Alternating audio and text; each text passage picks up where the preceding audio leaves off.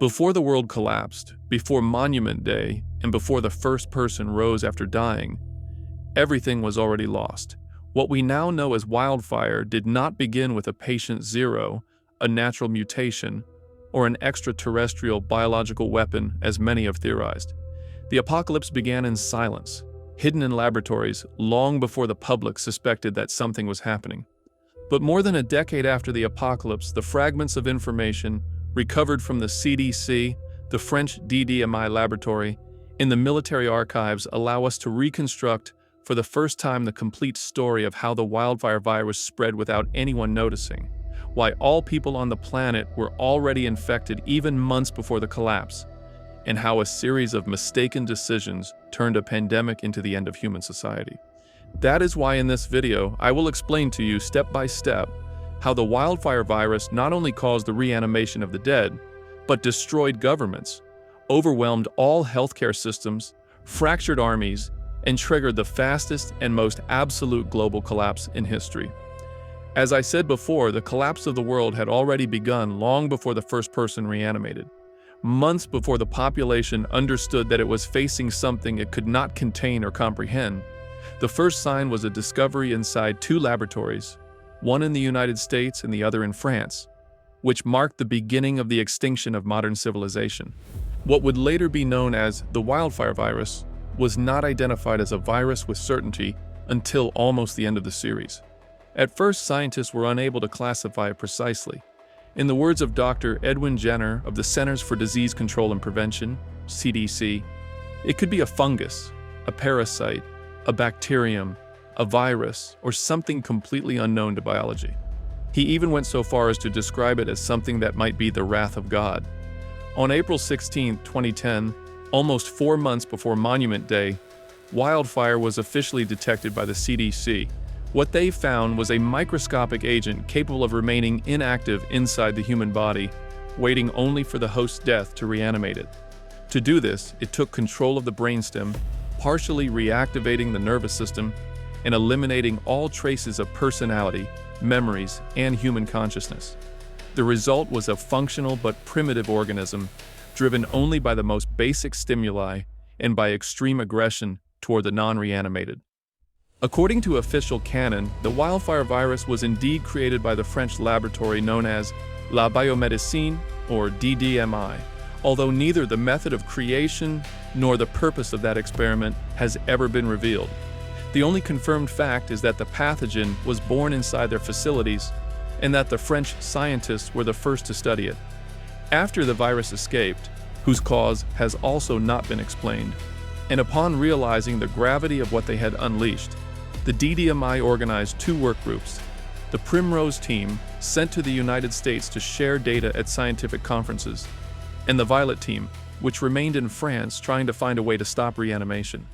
In the laboratory, the Violet team experimented with cardiac plates as a means to apply steroid therapies with the hope of restarting the circulatory system and blocking the activation of the brain after death.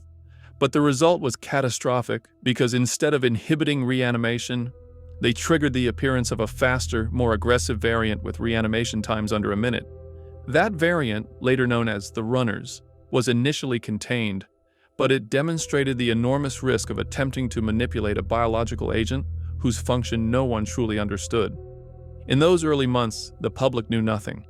The coordination between the CDC and the French laboratories was kept absolutely secret, even when it became clear that wildfire was transmitted through the air. The number of asymptomatic carriers grew uncontrollably, and the idea of effective containment became increasingly unlikely. At that time, the most important information, that absolutely all human beings were already infected, was deliberately hidden. This decision, made to avoid global panic, would become one of the gravest errors in human history within the Walking Dead universe. By August 2010, the situation was impossible to conceal. Videos began circulating online showing people who, after dying, got back up. Social media was not yet as developed as it is now, but it was enough for rumors, theories, and fragments of evidence to provoke fear. However, the real collapse would begin on August 25th, when the CDC and the World Health Organization officially declared the existence of an unprecedented global pandemic. August 25th marked the visible beginning of the apocalypse. The wildfire virus went from being a secret to a global health emergency. Official reports initially spoke of a mysterious respiratory illness, then of isolated cases of extreme violence, and finally of people getting up after dying. That day also saw the first documented on-screen case. Gloria, the young woman who reanimated in an abandoned church in Los Angeles and who was Nick's girlfriend in Fear the Walking Dead. Her appearance, however, was only a fragment of what was already happening in hundreds of hospitals, morgues, and emergency departments worldwide. On August 26, the WHO published an urgent memorandum directed at the health systems of all countries. In it, it recommended not attempting to resuscitate patients who had died after a cardiorespiratory arrest and to send them immediately to supervised morgues if they did not come back to life within a span of 60 seconds. The order reflected that, from the beginning, health authorities understood the severity of the phenomenon, but still underestimated its spread. In the United States, hospitals lost control almost immediately. The flow of people arriving with symptoms of fever, disorientation, loss of consciousness, or injuries caused by mass attacks overwhelmed any capacity of the healthcare systems. Within hours, the country's hospital structure collapsed.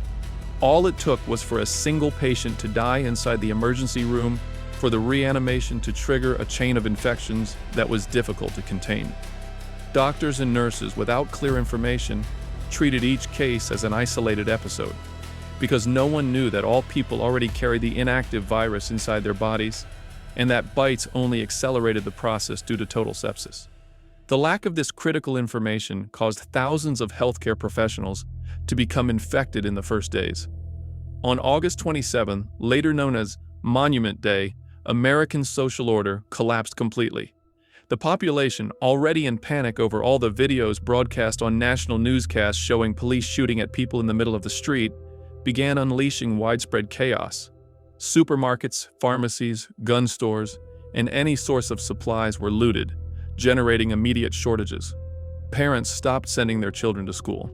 In all major cities, protests, looting, trampling, and widespread confusion took place. Power lines began to fail due to maintenance workers deserting their posts, while several power plants operated with minimal staff or were directly abandoned.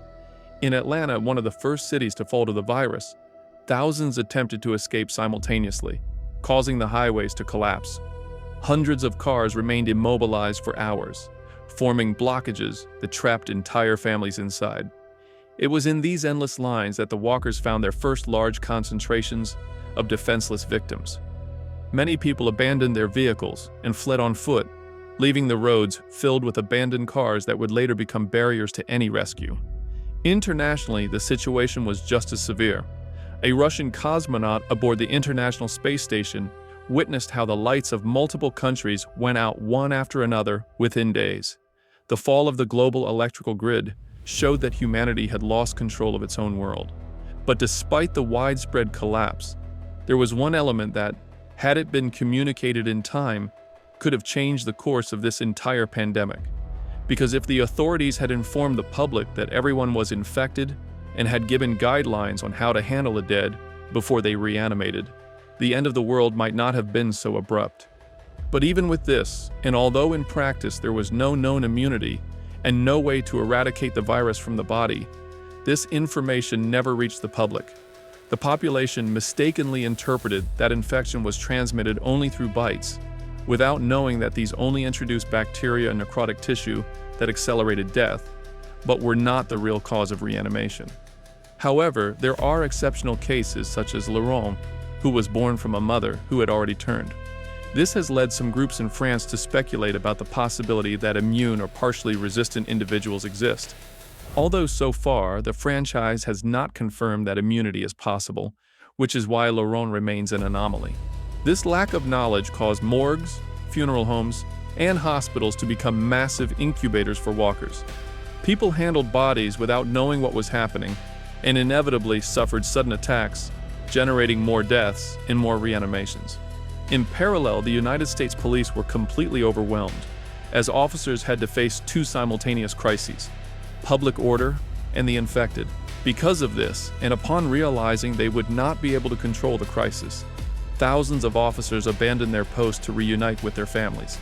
Meanwhile, in the laboratories, the search for a cure had been paralyzed because the Primrose team in the United States never returned to France. It is presumed that the outbreak reached them during the first days, preventing their work from reaching any result. The Violet team, on the other hand, remained in their laboratory on the outskirts of Paris until security collapsed.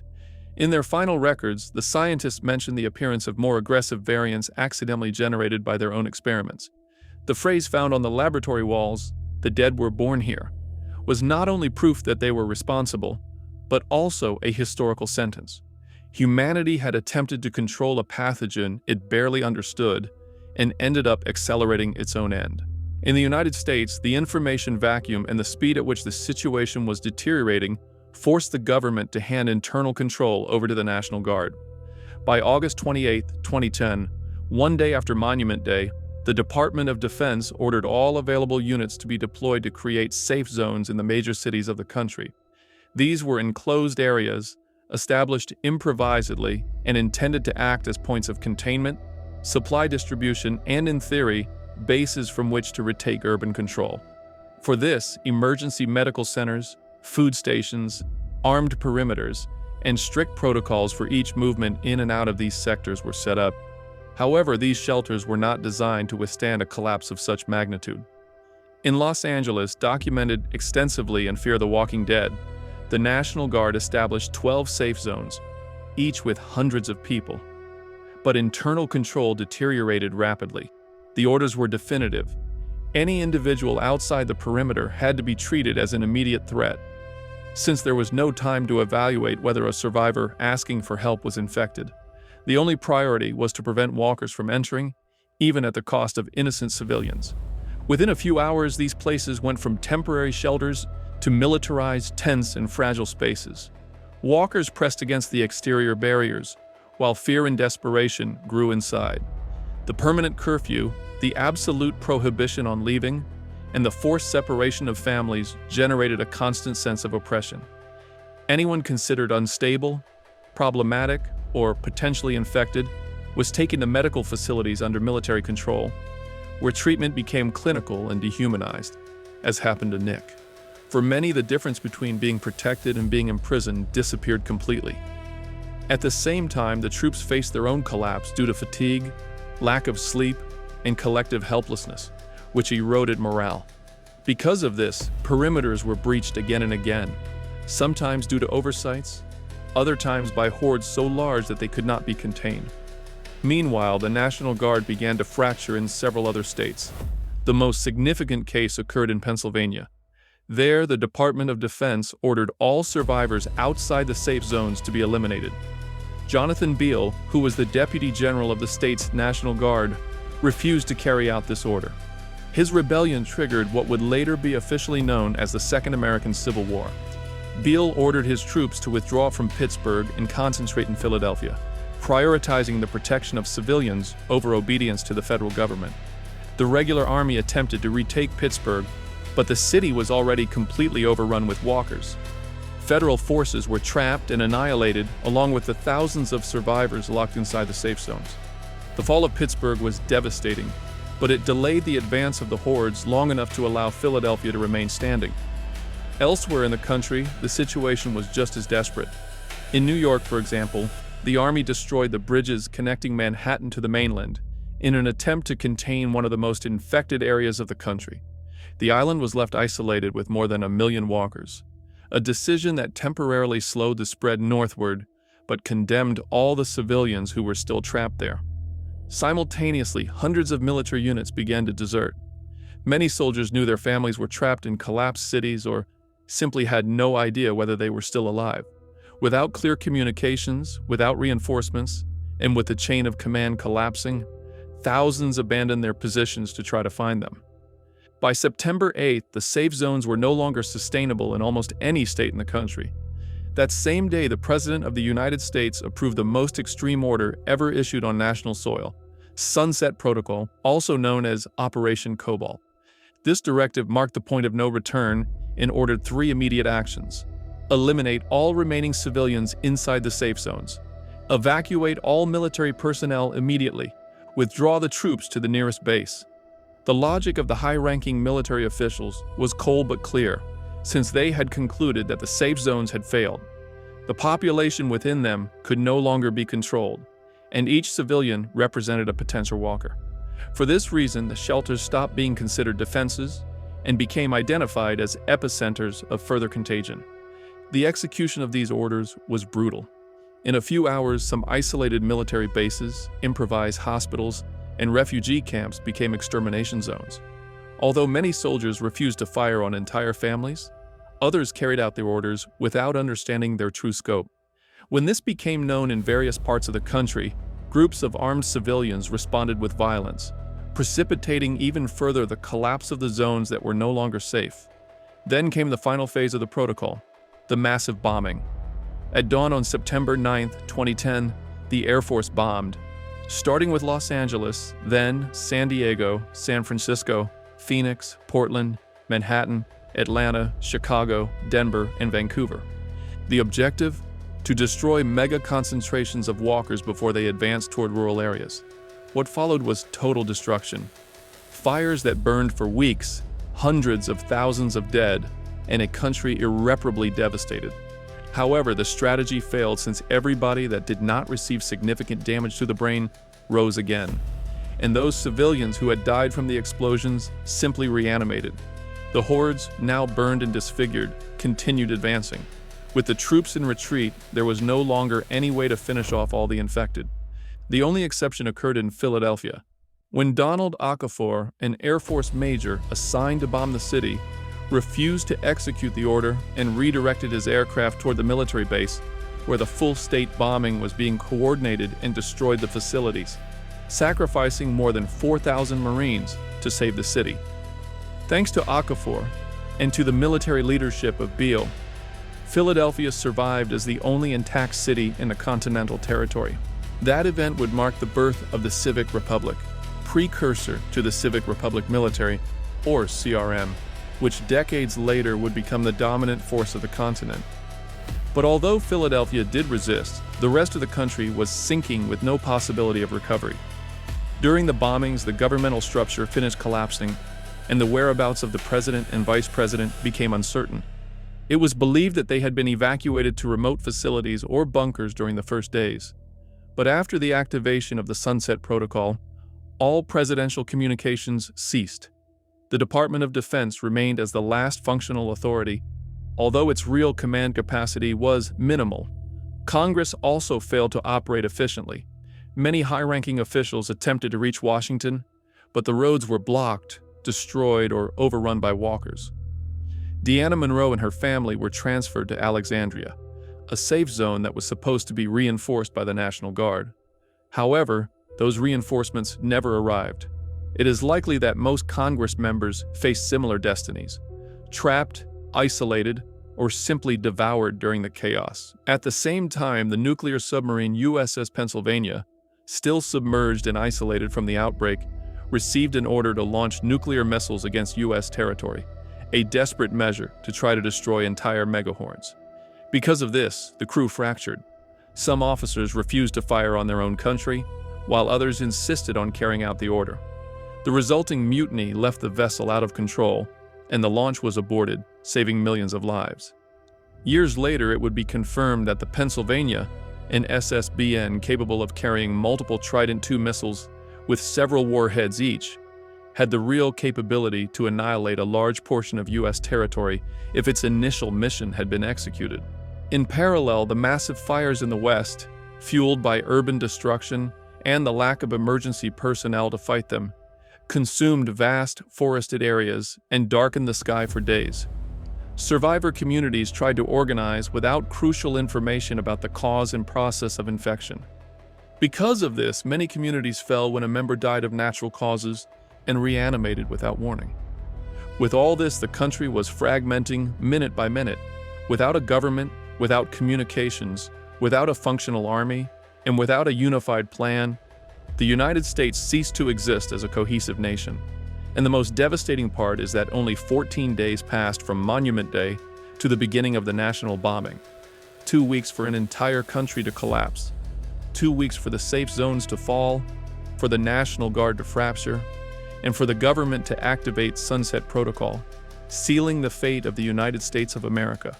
But while this was happening, the rest of the world faced an equally devastating fate, and no country understood the magnitude of the situation in time.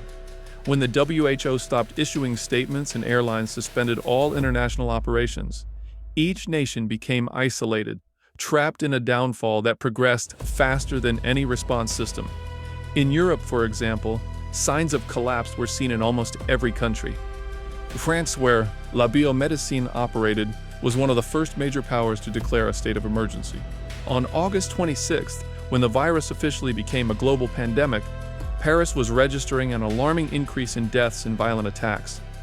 French scientists were the last to abandon their laboratories and maintain contact with the CDC until the country fell into total darkness. And by early September, the Fifth Republic collapsed.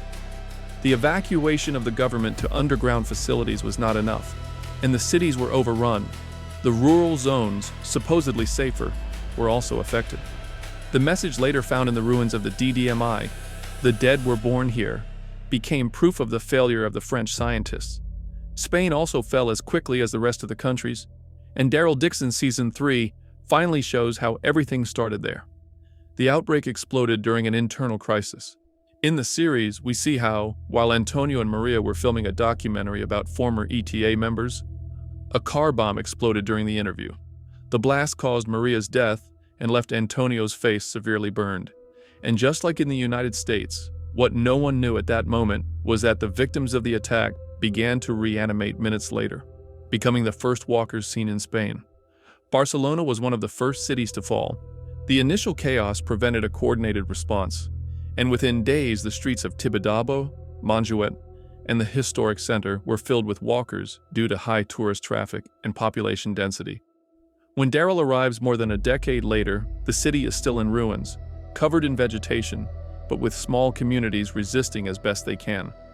Among them stands the Catalan resistance led by Laia, which protects young women who escaped the slave regime of the Alcazar, a social structure that arose after the collapse. The post-apocalyptic Spain, shown in the series, is fragmented, dangerous, and still marked by old disputes, where only small, isolated groups managed to survive the country's total collapse. Unlike most countries, the United Kingdom managed to contain the initial impact of the wildfire virus, thanks to a rapid and effective military response. According to Fiona and Angus in Daryl Dixon, the British Armed Forces sealed the island completely during the first days of the outbreak, blocking ports, shutting down maritime and air traffic, and also closing the Eurotunnel, preventing refugees from Europe from entering. Apparently, the UK authorities quickly realized that everyone was already infected and took these measures to avoid a larger number of people trying to flee to a safe place. It is believed that to reinforce this isolation, the government deliberately shut down communications and electrical grids, which is why the Russian cosmonaut in Fear the Walking Dead observed that all the lights in the world went out the same night, including those of the United Kingdom, even though it had not yet fallen. For at least 2 years, the island remained under martial law, cleansing cities and relocating survivors to rural zones. But over time, the military structure began to weaken. When Daryl and Carol arrived in London more than a decade later, they found the city completely abandoned, overgrown, and strangely almost without walkers, while the only local survivor claimed that, after years of isolation, the living ended up killing each other. The result was a country that did not fall to zombies, but to the moral exhaustion of its citizens. Returning to the American continent, the series Fear the Walking Dead shows us how the wildfire virus began to spread through North America, and Mexico reacted more quickly. The first signs of chaos were seen in Tijuana, Rosarito, and Baja California.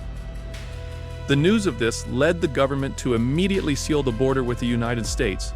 The Navy established a naval blockade in the Pacific, preventing the passage of both refugees and potential infected. Even so, it is known that some officers accepted bribes with gold or boats, allowing the entry of a few. But unlike the United States, Mexico did not bomb its own cities, which allowed a greater part of the population to survive the initial phase of the outbreak. This facilitated the early creation of shelters and colonies such as La Colonia in Tijuana, as well as various camps and local trade networks. However, the fall of Mexico City, never shown on screen, but deducible by its population density and global collapse patterns, must have been completely chaotic as, being one of the most densely populated cities in the world, it could have produced millions of walkers, and with an army incapable of containing them. Most likely, this triggered the collapse of the federal government between early and mid-September 2010. Even so, Mexico maintained a more robust survival rate than the United States. Cartels such as Los Hermanos controlled supply routes. Los Proctores founded El Bazar, a huge trading center, and Dante Esquivel monopolized the water at the Gonzales Dam. Isolated regions such as El Valle de Guadalupe remained relatively safe for weeks. In the end, Mexico as a cohesive country also became overwhelmed by the pandemic, but survived longer thanks to its lower urban density, dispersed geography, and an extensive network of communities with better defined hierarchies. Its last canonical appearance occurs on day 64 of the outbreak, when Nick destroys the dam, releasing water toward devastated Tijuana. On the other side of the world, China faced one of the most brutal collapses, although initially it was the country that responded with the greatest effectiveness. But according to the book, The Walking Dead, Typhoon, the outbreak began there at the same time as in the rest of the world. But the Chinese government reacted with a speed that surpassed even that of Mexico. Because of this, entire cities were completely isolated, with provinces evacuated and zones sacrificed in containment operations similar to Operation Cobalt. They sent drones armed with missiles, armored vehicles capable of crushing hordes, and even used military exoskeletons that allowed them to maintain control during the first weeks. However, no country was prepared for a population of more than 1 billion inhabitants already infected before the outbreak. The Jiangxi, as the walkers were known locally, saturated the cities in the matter of days. The Ministry of Health estimated that there were more than 700 million active walkers before Beijing fell, shattering any command structure. As a result, millions of civilians fled toward the interior of the country, blocking roads and accelerating the collapse of entire regions. The demographic pressure transformed the Yangtze Valley into one of the largest hordes of dead in the world, surpassing even the megahordes seen in America. Although China did not avoid the collapse, it is likely that it still retains some of the largest habitable zones and survivor networks on the planet, always far from the valley. South Korea, mentioned indirectly by the existence of Korean refugees in later series, also experienced a similar fall. The urban density of Seoul would have caused an almost immediate collapse after the first reanimations, and the country was plunged into red zones with no international response capacity. Canada did not escape the disaster either. Although its cities were less dense than those of the United States, internal reanimation generated an inevitable structural disintegration. In addition, Vancouver was bombarded by the United States during Sunset Protocol, not to punish the neighboring country, but to slow a megahorde advancing toward the border. By mid-September, Canada had also ceased to function as a country. Russia apparently fell quickly after the start of the outbreak. The only direct information comes from the Russian cosmonaut Valery Bashenko, who was contacted on the International Space Station by Victor Strand in Fear the Walking Dead. Valery states that he saw all the lights on the planet go out the same night, which confirms that Russia fell almost at the same time as the rest of the world. Although there are no details about Russian military operations, the fact that Valery did not receive further communication from his government indicates that the electrical, military, and governmental infrastructure ceased to function completely within days. The population dispersion in Siberia, in addition to the extreme cold, could have given rise to small surviving enclaves. However, on a national level, the country was left without coordination, without communications, and totally overwhelmed by the dead. For this reason, in the available canonical material, Russia is treated as one of the first global powers to fall and disappear completely. It is said that the rest of the world had no better luck. With the advance of Wildfire, the destruction of society as we know it became the rule. Highly organized European countries such as Germany or Italy experienced staggered collapses after losing electricity, communications, and healthcare personnel. Japan faced massive reanimation in its densely populated cities and lost the ability to coordinate maritime evacuations. In Africa, the lack of information worsened the spread. Many communities were unaware that everyone was infected, so natural deaths triggered constant reanimations that devastated entire regions without military intervention. In Latin America, with the fall of Mexico and the impossibility of receiving international aid, countries became fragmented territories dominated by small, isolated communities. Although some nations resisted longer, internal reanimation eventually overwhelmed even the least populated areas. In the end, the wildfire virus did not destroy the world because of its speed, nor because of its brutality, nor even because of the almost magical, unstoppable nature of the walkers. It destroyed it because no country was prepared for an enemy that was already inside everyone. As governments collapsed, borders closed, and national armies crumbled, humanity discovered too late that there were no shelters, no safe continents, and no contingency plans capable of containing something like this. And in the end, the wildfire virus did not just wipe out countries or governments, it wiped out the very idea of human civilization. The central series and all its spin-offs show us that the only thing left were small, scattered communities, clinging on and trying to rebuild something that, in reality, no longer existed. Because the wildfire virus didn't just destroy the world, it reset it from zero. And with that, we've reached the end of this video. I hope you enjoyed it, and if you did, remember to give it a like, subscribe if you haven't already, and turn on the notification bell to stay up to date with all my new videos. I also want to give a special shout out to the channel members. Thanks to you and all of our viewers, we can keep diving into these kinds of disturbing and thought-provoking stories. Thank you so much for your ongoing support. And if you want to support the channel and get access to exclusive content, early videos, and other perks, I invite you to become a member. Just click the join button below this video. See you in the next one. Hey, don't go just yet. If you enjoyed this video, I've got another one I think you'll love. Check it out.